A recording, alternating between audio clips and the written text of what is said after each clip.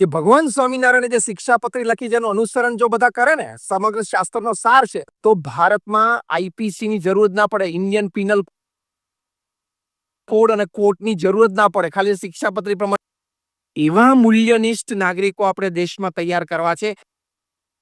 એટલે આઈપીડીસી નો કોર્સ છે, information two formation. એવા આપણે તૈયાર કરવા છે. અને આ આઈપીડીસી નો કોર્સ તો એક એજ્યુકેશનલ કોર્સ તરીકે અમે અહીંયા ઇન્ટ્રોડ્યુસ અત્યારે કરીએ છીએ.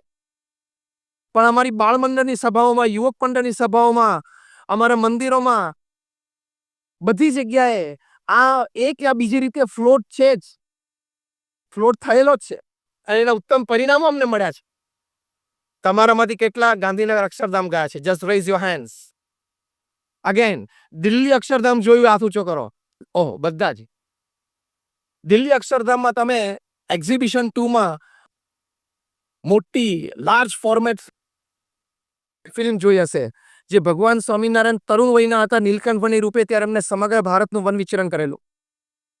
એમાં એક દ્રશ્ય છે કે જેમાં ભગવાન સ્વામિનારાયણ નીલકંઠ રૂપે એ નાના 11-12 વર્ષના બાળક એક ગરીબની સેવા કરે છે.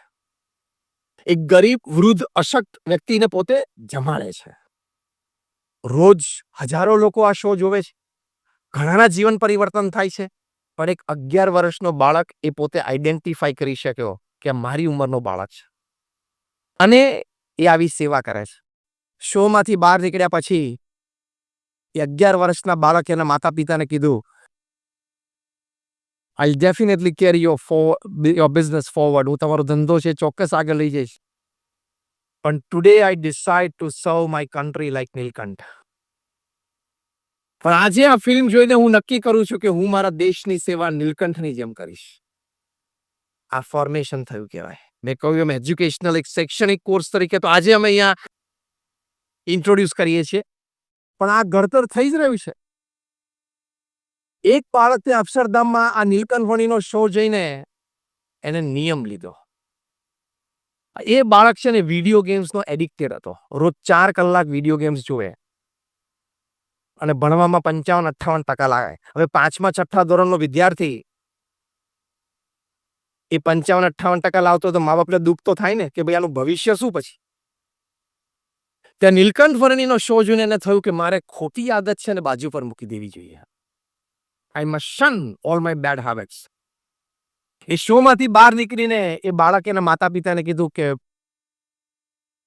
પપ્પા, મમ્મી, હું આજથી નિયમ લઉં છું કે હું વિડીયો ગેમ નહીં રમું. એના મા બાપ તો ત્યાં ધ્રુસકે ને ધ્રુસકે રડી પડ્યા. અમારા સ્વયંસેવક એમનો એપ્રોચ કર્યો, તમને કઈ આમ શારીરિક તકલીફ છે, તમને કઈ મદદની જરૂર છે?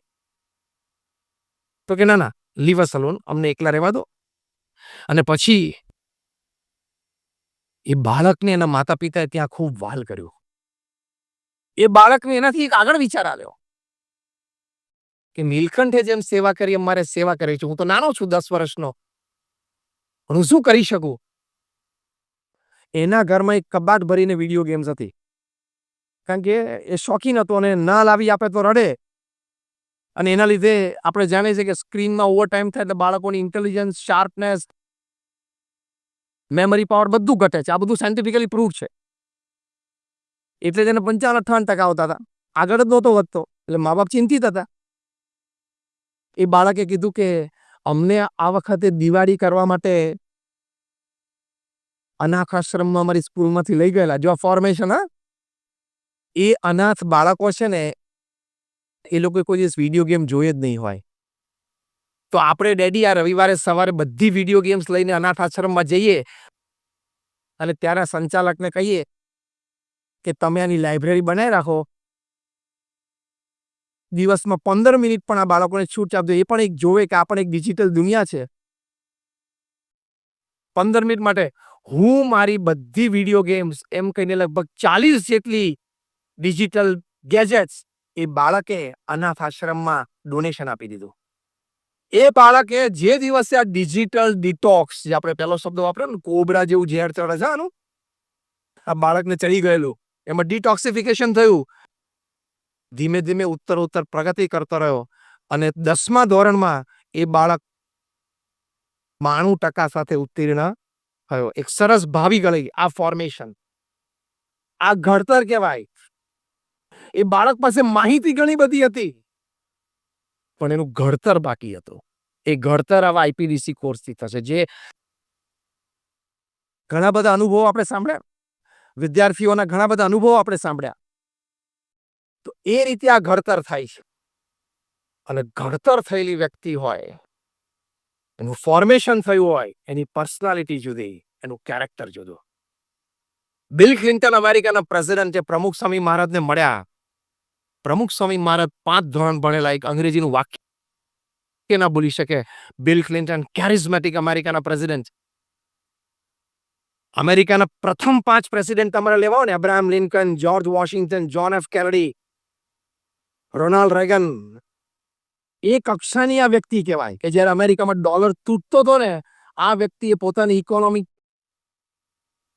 બુદ્ધિથી, એટલે કે ઇકોનોમિક્સ વિશે બુદ્ધિથી આ વ્યક્તિએ ડોલર પકડી રાખેલો. એ બહુ કેરિઝમેટિક હતા. 6 ફૂટ 2 ઇંચની હાઈટ. અને અમેરિકાના પ્રેસિડેન્ટ એટલે તો દુનિયાના રાજા કહેવાય. હા, એને સવારે જે વિચાર આવે ને, એ 10 વાગે સપાટો બોલે આખી પૃથ્વી ઉપર. કારણ કે દુનિયાની 50 મોટી સંસ્થાઓ, યુનો ગણો, વર્લ્ડ હેલ્થ ઓર્ગેનાઇઝેશન ગણો, ઇન્ટરનેશનલ મોનિટરી ફંડ ગણો, વર્લ્ડ બેંક ગણો, આ બધી અમેરિકાના પૈસા ઉપર ચાલે છે. અમેરિકાને ફંડિંગ બંધ કરે એટલે આ બધાએ ઘરે બેસી મંજીરા વગાડવાના દેશી ભાષામાં. એ અમેરિકાના પ્રેસિડેન્ટ, દુનિયાના કોઈ પણ પ્રેસિડેન્ટ કે પ્રાઇમ મિનિસ્ટરનું જીવનમાં એક સપનું હોય કે મારા જીવનકાળ દરમિયાન હું એક વખત અમેરિકા જઈને અમેરિકાના પ્રેસિડેન્ટને વ્હાઇટ હાઉસમાં, ઓવલ ઓફિસમાં એની સાથે એકવાર ચા પીવું અને એક ફોટો એ ઘરે લઈ જાય. એ વ્યક્તિ એક ભારતીય સંત, ભગવાધારી સંત,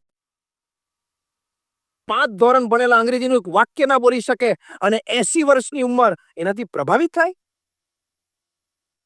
પણ પ્રમુખ સ્વામી મહારાજના જીવનનું પોતે એવું ઘડતર કરેલું, એવું એમને પોતાનું ફોર્મેશન કરેલું કે હિઝ શિયર પ્રેઝન્સ, પ્રમુખ સ્વામી મહારાજની ખાલી શારીરિક હાજરી એ તરંગો વહાવી દે.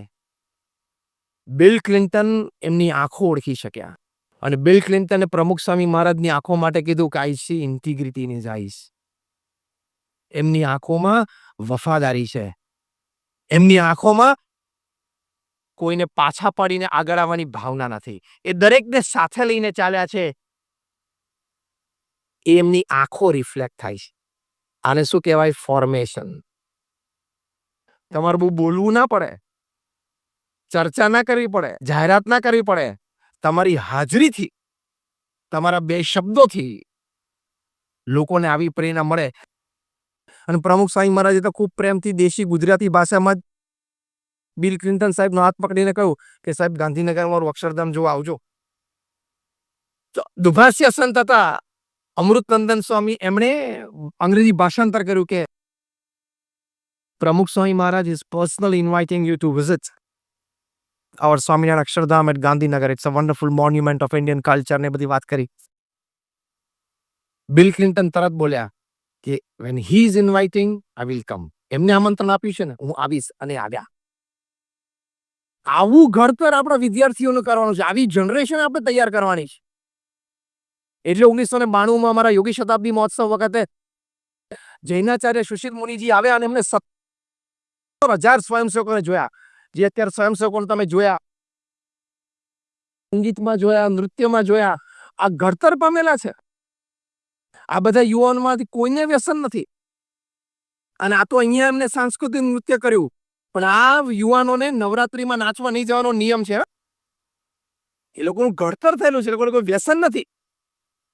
એવા 17,000 યુવાનોને પ્રમુખ સ્વામી મહારાજે ત્યાં સ્વયંસેવક તરીકે ઘડતર કરીને રાખેલા. જોઈને સુશીલ કુમારજી બોલ્યા કે one પ્રમુખ સ્વામી will generate thousands of પ્રમુખ સ્વામી.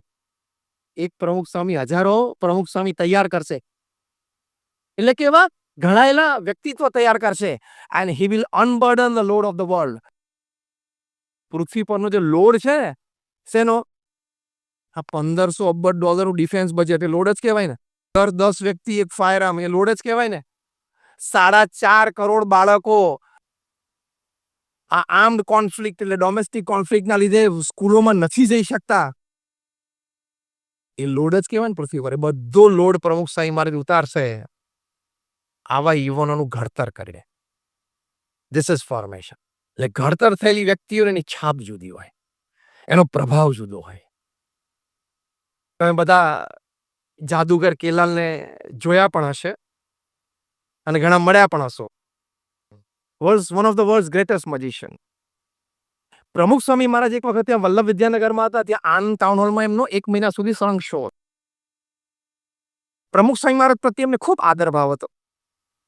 પ્રમુખ સ્વામી મહારાજ એક વખત મળવા આવે ત્યારે પ્રમુખ સ્વામી મહારાજે કીધું કે રોજ સાંજે 500, 1000, 2000 માણસ તમને જોવા આવે છે, તો તમારું જાદુ તમે બધાને દેખાડો છો, તો એક એવું જાદુ તમે ડેવલપ કરો કે જેમાં એ જાદુ જોયા પછી લોકોને વ્યસન મુક્તિની પ્રેરણા મળે. અને કેલાલ સાહેબે પ્રમુખ સ્વામી મહારાજના વચને આવું એક જાદુ ડેવલપ કર્યું કે આમ બીડી પીતો અને આમ અહીંયા સીધું કેન્સર જેવું દેખાવા માંડે. જે કંઈ તો જાદુના ભાગરૂપ પ્રમુખ સ્વામી મહારાજે કીધું કે તમારે છે ને સ્ટેજના ખૂણે એક નાનો યજ્ઞ જેવું પ્રગટાવી રાખવું અને છેલ્લે અપીલ કરી કે જેને વ્યસન છોડવું હોય એ પોતાનું વ્યસન આમાં નાખતા જાય. એમણે શરૂ કર્યું અને સેંકડો લોકોનું વ્યસન છૂટ્યું. જે વ્યસન છોડે ને એમના પત્ની કે એમના માતૃશ્રી કે એમના દીકરી આવીને કેલાલ સાહેબનો આભાર માને કે તમે મારા પતિનું કે મારા પિતાનું કે મારા દીકરાનું વ્યસન છોડાયું, તો અમને ખૂબ રાહતથી તમારો આભાર. કેલાલ સાહેબ કે મને જો આ પ્રમુખ સાહેબ માટે પ્રેરણા આપીશ. હવે એક વખત એવું બન્યું કે એ કેલાલ સાહેબને એક ગુટકા બનાવતી કંપનીએ એમને ઓફર કરી કે 11 સેકન્ડની તમારી એડવર્ટાઇઝમેન્ટ બનાવી છે, એની માટે અમે તમને 25 લાખ રૂપિયા આપીએ. તમારે ફૂલ મજીશિયન ડ્રેસમાં બગીચામાં ફરવાનું, કોલેજના છોકરા છોકરીઓ દોડીને તમારી પાસે આવે કે જાદુ દેખાડો, અને તમે એમ કહો કે મારી પાસે કોઈ અત્યારે, હું તો ખાલી ફરવા આવે છું, કોઈ વ્યવસ્થા નથી, છતાં બહુ આગ્રહ કરે એટલે તમારે સ્લીવ્સમાં બાયમાં હાથ નાખીને ગુટકાની પટ્ટીઓ બહાર કાઢવાની અને 2-4 બધાને વેચવાના. આટલી 11 સેકન્ડની એડ હતી. કેલાલ સાહેબ કે હું નહીં કરી શકું. તો કેમ? તો કે બસ મારાથી નહીં થાય, તમે કોઈ બીજાને શોધી લો. એટલે આ એક્ઝિક્યુટિવ્સ કંપનીને એમ થયું કે સાહેબને જરા પૈસા ઓછા પડ્યા, 25 લાખ, એટલે સેકન્ડ ઓફર આપી 50 લાખની. આ પ્રસંગ અમે જુનિયર કેલાલ પાસેથી કાનો કાન સાંભળેલો છે, એમના દીકરા પાસેથી. એક પ્રસંગમાં અમે સાથે હતા, સિનિયર કેલાલ અને અમારા કોઠારીશ્રી હતા યોગી સ્વરૂપ સ્વામી, બંને ઉદ્ઘાટનમાં આગળ હતા અને અમે 2-3 સંતો અને જુનિયર કેલાલ પાછળ બેઠા હતા. ત્યારે એમને મને આ પ્રસંગ કહેલો. 50 લાખની ઓફર કરી ત્યારે કેલાલ સાહેબે કીધું કે નહીં થાય. ત્યારે કારણ પૂછ્યું તો કહ્યું કે મને પ્રમુખ સ્વામી મહારાજે પ્રેરણા આપી છે, મારું ફોર્મેશન કર્યું છે. મને પ્રમુખ સ્વામી મહારાજે પ્રેરણા આપી છે કે તમે વ્યસન મુક્તિનું કાર્ય કરો. એ હું કરું છું, ઘણા છોડે છે, મને એનો સંતોષ છે. હવે આ એક 50 લાખની એડ કરું ને એમાંથી 2, 5, 15 યુવાનોને પણ વ્યસન લાગી જાય તો પ્રમુખ સ્વામી જેવા મહાન સંતનું વચન મેં લોપ્યું કહેવાય, I can not do your advertisement. હું તમારી એડ નહીં કરી શકું. 50 લાખની ઓફર ઠુકરાવી તો સમાજના હિત માટે આવી મોટી લાલચ પણ ઠુકરાવી દે એવા યુવાનોનું ફોર્મેશન આપણે કરવું છે. એટલે આઈપીડીસી નો કોર્સ છે. સમાજના હિત માટે, વ્યક્તિગત લાભ છોડે, સમાજના હિત માટે વ્યક્તિગત લાભ અને લાલચ છોડે એવા યુવાનોનું ઘડતર કરવું છે ને, એની માટે આ કોર્સ છે આઈપીડીસી નો. એ ધીમે ધીમે વોરા સાહેબ, તમે અત્યારે તો આપણે ઇલેક્ટિવ છે, પણ પછી આપે જ હમણાં અહીંયા જાહેરાત કરી આપના પ્રવચનમાં કે બધા કોલેજના પ્રિન્સિપલ્સ અને કોલેજના અત્યારે જે એડમિનિસ્ટ્રેટિવ બેઠા છે બધાને વિનંતી છે કે ધીમે ધીમે તમે કમ્પલસરી કરજો, કારણ કે આ એના માટે ખૂબ આવશ્યક છે. ત્યાં 1991માં કલ્ચરલ ફેસ્ટિવલ ઓફ ઇન્ડિયા અમેરિકામાં અમે કરેલો. ગવર્મેન્ટ ઓફ ઇન્ડિયાના under secretary for cultural department mister Kartar Singh Luthra આવેલા. એમને કહ્યું કે અમે તો 51 દેશોમાં 51 CFI કર્યા છે, તમે એક BAPSC નાની સંસ્થા આટલો મોટો ઉત્સવ અમેરિકાની ધરતી પર કરો છો, આશ્ચર્ય છે. એ આવવા તૈયાર નહોતા. અમારા વડીલ સંત પૂજ્ય આત્મા સ્વરૂપ સ્વામી એમને ખૂબ સમજાવ્યા પછી આવ્યા, અને આવ્યા ત્યાં ભવ્ય મોટો એન્ટ્રન્સ ગેટની આગળ જ એક 11 વર્ષનો બાળક એ હાથમાં ઝાડુ લઈને, જે હમણાં તમે નૃત્યમાં જોયું ને કે આપણે આ બધા સંસ્કારી તૈયાર કરવા છે, એ સાફ કરતો હતો. એટલે કરતારસિંહ લુથરાને જોયું કે આ તો સરસ સ્વયંસેવકના ડ્રેસમાં છે આ બાળક, 10-11 વર્ષનો, તરત એની નજીક ગયા કે બેટા વોટ ઇઝ યોર નેમ? તો પહેલા કીધું કે my name is Mayur Patel. What are you doing here? તું અહીંયા શું કરે છે?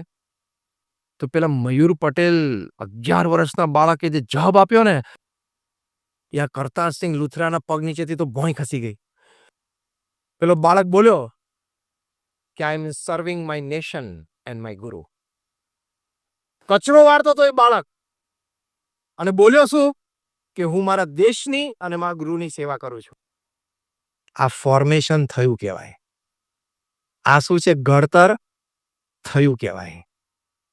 તો આવા ઘડતરની આપણે આવશ્યકતા છે. એક માછીમારનો દીકરો ભારતના મહાન વૈજ્ઞાનિક અને રાષ્ટ્રપતિ બની શકતા હોય, ડોક્ટર એપીજે અબ્દુલ કલામ.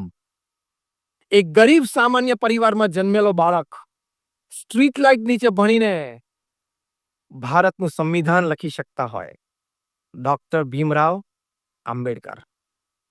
એક સામાન્ય ખેડૂતનો બાળક એ BAPS જેવી વિશ્વવ્યાપી સંસ્થા યુનાઇટેડ નેશન્સમાં પરમેનન્ટ સ્ટેટસ સુધી મૂકી શકતા હોય અને દર 15મા દિવસે એક સંસ્થા ઊભી કરી શકતા હોય, એ બની શકતા હોય પ્રમુખ સ્વામી મહારાજ.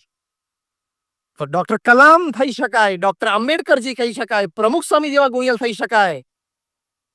તો આપણે એવા વિદ્યાર્થીઓનું ઘડતર કેમ ન કરી શકીએ? હવે તમારી વાત આવે છે. Front row, second row. તો આપણે એવા વિદ્યાર્થીઓને ઘડતર કેમ ના કરી શકાય? તમારા બધાના મનમાં વિચાર તો છે જ. નહીં તો તમે આટલી સારી રીતે આઈપીડીસીના કોર્સને સ્વીકારો નહીં અને અપનાવવાની તૈયારી ન બતાવો.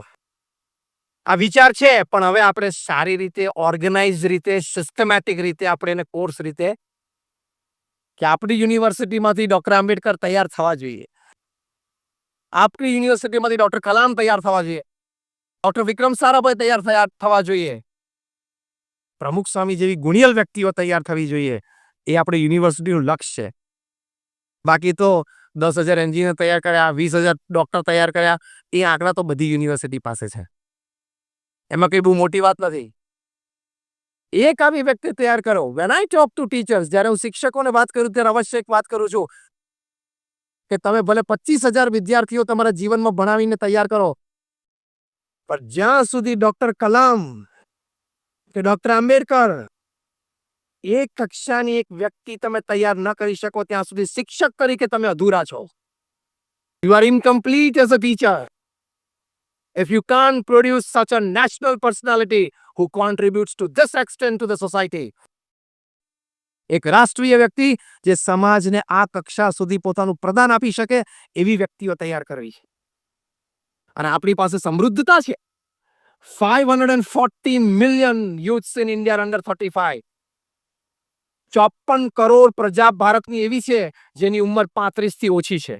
શું ના થાય? We are the youngest nation in the world. દુનિયાનો સૌથી યુવાન દેશ ભારત છે. એટલે આ ફોર્મેશન થાય તો આ બધું જ થઈ શકે. જો ફોર્મેશન થવા માંડ્યું, DRDO, ISRO માંથી કેવા કાર્યો થયા, કેટલા સેટેલાઇટ લોન્ચ થયા, વિશ્વ વિક્રમ એકમાં 30, 40, 100 ઉડાણો ભરીને ભારત વર્ષે પહેલી વાર જીવનમાં વેક્સિન બનાવી, અને એ પણ મહામારી દરમિયાન બનાવી.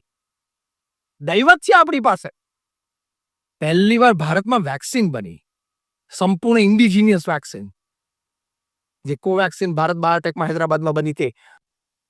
અને અમેરિકા જેવા દેશને પણ ભૂલથી પણ સપનું ના આવે ને એવું કાર્ય આપણે 2 દિવસ પહેલા કર્યું. 17મી સપ્ટેમ્બરે ભારતમાં 25 મિલિયન એટલે 2.5 કરોડ લોકો વેક્સિનેટ થયા. એક દિવસમાં 2.5 કરોડ. તમે સ્ટેટિસ્ટિકલ બ્રેકડાઉન કરો ને, એટલે 17મી સપ્ટેમ્બર 2 દિવસ પહેલા એ દિવસે દર સેકન્ડે 425 વ્યક્તિઓને વેક્સિન મળી. Every second. આપણે આ વેક્સિનની વ્યાજ કાઢીને ત્યાં સુધીમાં 15,000 થઈ જાય વેક્સિન.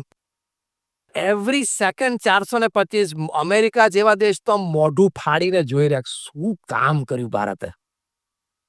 આવી શક્તિ છે આપણી પાસે. આ તો મોજૂદ પ્રસંગની વાત છે. હમણાં તાજા બનેલા આવા પ્રેરણાદાયી અદ્ભુત પ્રસંગની વાત છે, તો આપણે શું ન કરી શકીએ? માટે હિંમતવાન રહેવાનું, કરેજિયસ રહેવાનું, થઈ શકે છે એવી ભાવનાથી જીવવાનું. We can do it. હું એક શબ્દ બોલું છું, મારી સાથે બોલજો. If I decide, I can. Again, if I decide, I can. આ વાક્ય રોજ કહેવાનું કે હું નક્કી કરું તો થાય જ. હવે ખાલી નક્કી કરવાનું બાકી છે. એ નક્કી બરોબર થાય ને એની માટે આઈપીડીસી નો કોર્સ છે. ઇન્ફોર્મેશન ટુ ફોર્મેશનની વાત આપણા જીવનમાં દ્રઢ થાય ને એની માટેનો આ કોર્સ છે. એવા ઘડતરથી આપણને આટલો મોટો લાભ થાય છે. એનો આવો પર્સનલ ગ્રોથ થાય છે, એનો ફેમિલી ગ્રોથ પણ થાય છે, એટલે કે એના પારિવારિક જીવનમાં પણ એને ખૂબ લાભદાયી થાય છે. અમે કલ્ચરલ ફેસ્ટિવલ ઓફ ઇન્ડિયા અમેરિકામાં કરેલું. મને વોરા સાહેબે કલાકનો સમય આપેલો, હજી મારી પાસે 15 મિનિટ છે. તો ત્યાં બ્યુટીફુલ કોર્ડરલેસ વર્લ્ડ એ એક્ઝિબિશન અમે ઊભું કરેલું. એમાં શ્રવણ એનો ડાયરોમાં મૂકેલો કે શ્રવણ પોતાના મા બાપને કાવડમાં બેસાડીને જાત્રા લઈ જાય છે. આપણે એ પ્રસંગ જાણીએ છીએ. હવે અત્યારની જનરેશન તમે કહો કે શ્રવણ ને દેશ, અત્યારની જનરેશનને મગજમાં એવું ઘૂસી ગયું છે કે ઓ શ્રવણ ને ઓલ્ડ ડેટેડ ને નોટ રેલેવન્ટ. ક્યાં તો બધી ભૂતકાળની વાતો, ઓલ્ડ ડેટેડ, જમાનાની જૂની, આજે કે એનો કઈ સંદર્ભ નહીં. પણ ત્યાં અમારા સ્પોર્ટ ગાઈડ્સ આ બધી વાતો સમજાવતા હતા. ત્યાં મિડલસેક્સ કાઉન્ટી કોલેજના ગ્રાઉન્ડમાં જે એક્ઝિબિશન હતું એના એક સેક્રેટરી બેન મિસ સિલ્વિયા એ આ એક્ઝિબિશનમાં આવ્યા. એમણે આ શ્રવણની વાત સાંભળી કે આને ત્યાં ધ્રુસકે રડી પડ્યા. ત્યાં આપણે સ્વયં કીધું કે બેન હું તમને કઈ મદદ કરી શકું કે ના. ત્યાંથી સીધા બાર પાર્કિંગ લોટમાં ગયા, ગાડી લઈને સીધા ઓલ્ડ એજ હોમમાં ગયા, ઘરડા ઘરમાં, અને મા બાપને કીધું ગાડીમાં બેસી જાઓ. મા બાપને આશ્ચર્ય થયું. પહેલા તો એમ લાગ્યું કે આ અવસ્થામાં છે, તો કે ના ના આમ તો સજાગ છે. કે તો કે હું તમારા કપડાં અને દવાઓ બધું રૂમમાંથી લઈ લઉં છું, તમે ગાડીમાં બેસી જાઓ. તેમને આશ્ચર્ય થયું કે આ કેવી રીતે બની શકે. પછી એને કીધું ગાડીમાં બેસીને કે from today I am not your Sylvia, I am your Shravan. ત્યારે મા બાપને આશ્ચર્ય થયું કે શ્રવણ શું. એટલે સીધી ગાડી લઈને એક્ઝિબિશનમાં આવ્યા અમારા ઉત્સવ સ્થળે, અને ત્યાં પ્રદર્શનમાં એમના મા બાપને દેખાડ્યું કે આ જગ્યાએથી આ વાત સાંભળીને, આ શ્રવણનું ચરિત્ર સાંભળીને મને પ્રેરણા મળી. એટલે હવે હું આજીવન તમને ઘરમાં જ રાખીશ, તમારે ઘરડા ઘરમાં નથી જવાનું, અને હું તમારી આજીવન સેવા કરીશ. આ ફેમિલી વેલ્યુઝ આઈપીડીસીમાં શીખવાડવામાં આવે છે, એનું ઘડતર થાય છે. બહુ વર્ષો સુધી, લગભગ 12-15 વર્ષ સુધી એના મા બાપ જીવ્યા ત્યાર પછી, પણ એને ઘરે રાખીને એમની સેવા, એ આપણી સંસ્કૃતિની છે. તમે શ્રવણ, પ્રહલાદ, નચિકેતા, ધ્રુવની વાતો તમારા બાળકોને નહીં કરો અથવા સ્કૂલમાં નહીં ભણાવો તો શું ખાલી આપણે ભણેલા ભૂત તૈયાર કરવાના છે કે એનામાં લક્ષણો ના હોય, એના સંસ્કાર ના હોય? જો બુદ્ધિમત્તાની કઈ બહુ મોટી વાત નથી. દુનિયામાં દરેક વ્યક્તિ બુદ્ધિશાળી છે. આવડતની કોઈ કમી નથી. દુનિયામાં દરેક વ્યક્તિ પાસે નાની મોટી આવડતો છે જ. We are fully into administration, management, આટલી મોટી સંસ્થા રન કરીએ છીએ. એની પરથી હું તમને સમજાવું છું કે you should have balance in life. 8+8+8 A principal છે. 8 કલાક બહુ જ વ્યવસ્થિત સારી રીતે કામ કરવાનું, પ્રામાણિકતા અને પુરુષાર્થ સાથે. બીજા 8 કલાક સ્લીપ ઓર રેસ્ટ, અને ત્રીજા 8 કલાક family, friends, faith, health, hygiene, hobby. તો લાઈફ છે ને બેલેન્સ થશે. અને જો આ લાઈફમાં આ બેલેન્સ તૂટશે ને, દિવસમાં આનું બેલેન્સ તૂટશે એટલે તણાવ આવશે. તમે 8ના માટે 10 થી 12 ને 14 કલાક ઘરની બહાર રહો એટલે ઘરેથી પત્ની અને કુટુંબીજન, વૃદ્ધ મા બાપ અથવા સંતાનોના પ્રશ્નો, ફરિયાદો આવશે કે ટાઈમ નથી આપતા, બેસતા નથી, ભેગા જમી નથી શકતા. એટલે તણાવ શરૂ થશે, કારણ કે ઝઘડા શરૂ થશે, એટલે સ્ટ્રેસ શરૂ થશે. ઘણા તો એવા હોય છે કે ઘરે ખાલી જમવાનું સુવા જ જાય છે, તારું ઘર છે કે હોટલ છે? હોટલમાં આપણે ખાલી જમવાને સુવા જતો હોય, ઘણા ઘરમાં એવા જ હોય છે, મુંબઈવાળા વધારે. ઘરે ખાલી જમવા જવાનું ને સુવા જવાનું. તો આ તારું ફેમિલી છે. It is a divine unit. It is a god's creation. It is not an accident. એ બેલેન્સ કરવું પડે. પહેલી એની વાત તો આપણે કરી દીધી. પહેલા 8 કલાકની વાત સમજી ગયા. Honest, ethical, hard work. બીજા 8 કલાક પણ સમજી શકીએ છીએ કે સ્લીપ અને રેસ્ટ. ત્રીજા 8 કલાકમાં ફર્સ્ટ સ્ટેન્ડ્સ ફેમિલી. તો સ્ટ્રેસ નહીં આવે. ફેમિલી માટે ટાઈમ આપવો જ જોઈએ. તમે જો તમારા કુટુંબીજનો સાથે મિનિમમ અઠવાડિયામાં 3 વખત સાથે બેસીને જમી ન શકતા હો, તો તમારું ડાઇનિંગ ટેબલ, તમારી સિલ્વર પ્લેટ, તમારું બેંક બેલેન્સ બધું નકામું છે. કારણ કે હમણાં દુનિયાના 150 દેશોમાં 1 લાખ કુટુંબોનો સર્વે થયો. The principal reason for survey was, the question was, what is the greatest joy upon this earth? પૃથ્વી ઉપર સૌથી મોટું કારણ આનંદનું શું છે? અને they got 87% રિસ્પોન્સ કે જે વ્યક્તિઓ સાથે આપણે પ્રેમ છે, આત્મીયતા છે, સંબંધો છે, એની સાથે બેઠા, વાતો કરી, આનંદ કર્યો, એ આનંદનો સૌથી મોટો સ્ત્રોત છે. Biggest joy of happiness. Beyond your money, beyond your status, beyond your prestige, beyond your fame and beyond your power. આ જીવનમાં સૌથી મોટા આનંદનો સ્ત્રોત આ છે. તમે જોજો, જીગરજાન મિત્ર સાથે તમે કલાક બેઠો ને ક્યાં ટાઈમ જતો રહે ખબર નથી પડતી ને. એ આનંદ છે. તે કુટુંબમાં આનંદ લેવા માટે રોજ સાંજે પહોંચી જવું. 6:30 તો 6:30, 7 તો 7, 7:30, 8 મેક્સિમમ. 8 વાગ્યા પછી તમે ઘરે પહોંચતા હો, હા, મહિનામાં 5 દિવસ સમજી શકાય છે. બાકી 25 દિવસ તો તમારે પહોંચવું જ જોઈએ. અને ન પહોંચી શકો, you are not a planned person. તમે જીવનમાં કામ કરવાની પદ્ધતિ શીખ્યા નથી. You need guidance. લોકો જ્યાં સમજ્યા છે કરે છે.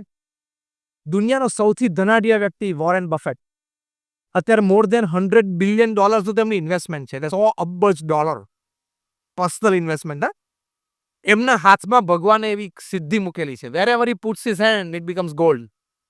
એ જ્યાં હાથ મૂકે ને બધું સોનું થઈ જાય છે. એમણે હમણાં 50 વર્ષ જીવનમાં લગ્ન જીવનના પૂરા થયા. એટલે એમની જે કંપની છે બર્કશાયર હેથવે, એ 63 કંપનીઝ છે. એમાં 63 CEOs એ દુનિયાના 63 સિટીઝમાં સરપ્રાઈઝ પાર્ટીઝ રાખી. એટલે એવરી વીકેન્ડ પાર્ટી. 1 વર્ષ સુધી પાર્ટીઝ ચાલી. અને જે દેશમાં હોય એ દેશના પ્રધાનમંત્રી, પ્રેસિડેન્ટ હાજર હોય. હા, અંગે તો વોરેન બફેટના 50th મેરેજ એનિવર્સરી છે. Concluding party was in London. More than 20 heads of states were present. 20 દેશોના પ્રધાનમંત્રી અને રાષ્ટ્રપ્રમુખો ઓડિયન્સમાં હાજર હતા. અને વોરેન બફેટ અને એમના પત્ની સ્ટેજ ઉપર બેઠા હતા. સમજી શકાય ને આ પ્રસંગની ગરિમા કેટલી હશે, ઓડિયન્સ કેવું હશે. Proceedings were going on and somebody asked a question કે તમને વાંધો ન હતો એક પ્રશ્ન પૂછું. બફેટ કપલને પૂછ્યું કે what is the secret of your happy 50 years of married life?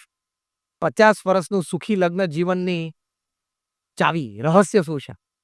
Warren buffet Mike ઉપર આમ ઉત્તર આપવાની શરૂઆત કરી, પહેલા એમના પત્નીએ માઇક ખેંચી લીધું કે આનો ઉત્તર હું આપીશ. વોરેન બફેટના ચહેરા ઉપર કોઈ કરચલી ફરકી નહીં, આંખ પણ ઊંચી ન થઈ, અને ચહેરો સ્માઇલમાં રહ્યો. એમાંથી લોકોને 50% ઉત્તર તો મળી ગયો કે બરોબર, આ સંબંધો 50 વર્ષ